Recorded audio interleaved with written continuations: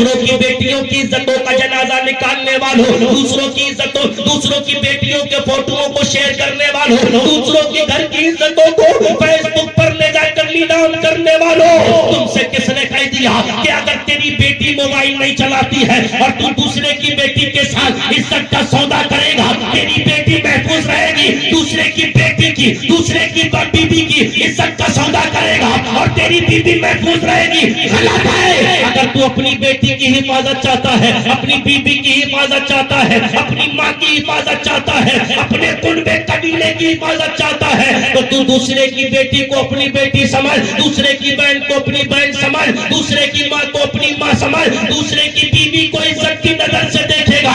اگر تو کسی کی بیٹی پر غلط نظر نہیں ڈالے گا، خدا کی قسم کھا کے کہتا ہوں کوئی تیری بیٹی کو غلط نظر سے نہیں دیکھے گا۔ اگر کسی کی بیٹی کو تو غلط نظر سے نہیں دیکھے گا، کوئی تیری بیٹی کو غلط نظر سے نہیں دیکھے گا۔ سن لے اس بیٹی نے کیا جواب دیا، اس نے کہا جو رسول اللہ کے غلام ہوتے ہیں وہ کبھی کسی کی بیٹی کی عزتوں کا سودا نہیں کیا کرتے۔